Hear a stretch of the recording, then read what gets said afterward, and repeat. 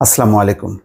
খবর হচ্ছে ডলারের দরে অস্থিরতা। তার মানে পুরো ডলার বাজার আবার হঠাৎ করে অস্থিতিশীল হয়েছে।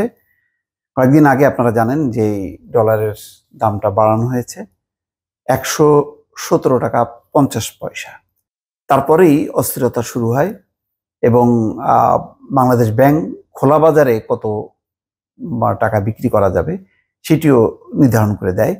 বাংলাদেশ ব্যাংক যেটি বলেছে যে ৳১ বেশি, অর্থাৎ সরকারি যে রেট ৳১১৭.৫০, খোলা বাজারে ৳১ বেশি অর্থাৎ ৳১১৮.৫০ এতে বিক্রি করতে পারবেন। কিন্তু দেখা যাচ্ছে যে বাংলাদেশ ব্যাংক যেটি বেঁধে দিয়েছে সেটি বাস্তবে প্রতিফলিত হয়নি। এখন সেটি খোলা বাজারে ৳১২৩ ছাড়িয়েছে, কেউ বলছে ৳১২৫। তার মানে একটা অরাজক একটা পরিস্থিতি। খবরে বলা হচ্ছে যে খোলা বাজারে ডলারের দরে অস্থিরতা চলছে। দর বেঁধে দিলেও নির্ধারিত দরে মিলছে না ডলার। বাংলাদেশ ব্যাংকের নির্দেশনা অনুযায়ী খোলা বাজারে ডলার বিক্রি করার ক্ষেত্রে ব্যাংকের ডলার বিক্রির রেটের সঙ্গে ৳১ যোগ করতে পারবে মানি চেঞ্জার প্রতিষ্ঠানগুলো। ব্যাংকগুলো জানিয়েছে বর্তমানে তারা নগদ ডলার বিক্রি করছে গড়ে ৳১17.৫০ হারে। সেই হিসেবে মানি চেঞ্জার প্রতিষ্ঠানগুলো নগদ ডলার বিক্রি করতে পারবে সর্বোচ্চ ৳১18.৫০ দরে। কিন্তু সোমবার খোলা বাজারে ৳১২৩ ছাড়িয়েছে ডলারের দাম এবং যে প্রবণতা আরও উপরের দিকে আরও বাড়বে বলে অনেকে মনে করছেন। গত সপ্তাহে বুধবার খোলা বাজারে নগদ ডলার কেনাবেচা হয়েছিল ৳১17 থেকে ৳১20। বৃহস্পতিবার একদিনের ব্যবধানে ডলারের দাম ৳7 বেড়ে ৳১25 গিয়ে দাঁড়িয়েছে। যেহেতু সরকার বাড়িয়েছে, সাথে সাথে সেটি যে ঠেকেছে ৳১25। তার জেরে ডলারের দামের হ্রাস টেনে ধরার সিদ্ধান্ত নিয়েছে কেন্দ্রীয় ব্যাংক।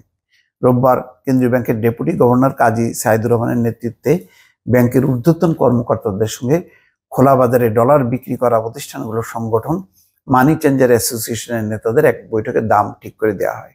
সভায় উপস্থিত একাধিক সূত্র বলছে, কেন্দ্রীয় ব্যাংকের পক্ষ থেকে মানি চেঞ্জার অ্যাসোসিয়েশনের কাছে একদিনে ৳7 বাড়ার কারণ জানতে চাওয়া হয়। অ্যাসোসিয়েশন জানিয়েছে কেন্দ্রীয় ব্যাংক ক্রলিং পেগ প্রচলনের মাধ্যমে ডলারের অফিসিয়াল দাম ৳7 বাড়ানোর জেরে এমনটা ঘটেছে।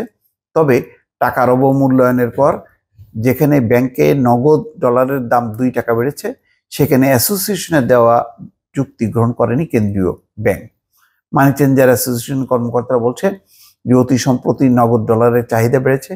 বিশেষ করে আগামী কিছুদিনের মধ্যে অন্তত কয়েক লাখ মানুষ হজ সহ নানা কারণে বিশ্বের বিভিন্ন দেশে যাবেন। তাদের একটা বড় অংশই নগদ ডলার নিচ্ছেন। এই সুযোগে খোলা বাজারে লাগামহীন হয়ে পড়েছে। অবশ্য এন্ডোর্স ছাড়া ডলার সঙ্গে করে নিয়ে যাওয়া ঠেকাতে মানি চেঞ্জার অ্যাসোসিয়েশন গত বৃহস্পতিবার বিভিন্ন বাহিনীকে চিঠি দিয়েছে সংস্থাকে। চিঠিতে সৌদি আরবে যাওয়া বাংলাদেশি নাগরিকদের ব্যয়যোগ্য প্রয়োজনীয় বৈদেশিক মুদ্রার পরিমাণ নির্ধারণ করে বৈধ মানি চেঞ্জের প্রতিষ্ঠানসমূহের মাধ্যমে এন্ডোর্স করে নিতে প্রয়োজনীয় ব্যবস্থা নেওয়ার জন্য আবেদন করা হয়। কিন্তু আসলে সংকট যখন থাকে তখন আর এই সমস্ত বিধি ব্যবস্থা কাজে লাগে না। এমনিতেই রিজার্ভ নিম্নমুখী, যেটি 14-র নিচে নেমে গেছে। ফলে এর একটা প্রভাব ডলারে পড়ছে, কারণ ডলারের এখন আকাল, তার মধ্যে ডলারের দাম বাড়ানো হয়েছে। ফলে খোলা বাজার বেশ কিছুদিন এখন নিয়ন্ত্রণহীন হয়ে থাকবে বলে অনেকে মনে করছেন। দর্শক ভালো থাকবেন। আল্লাহ হাফেজ।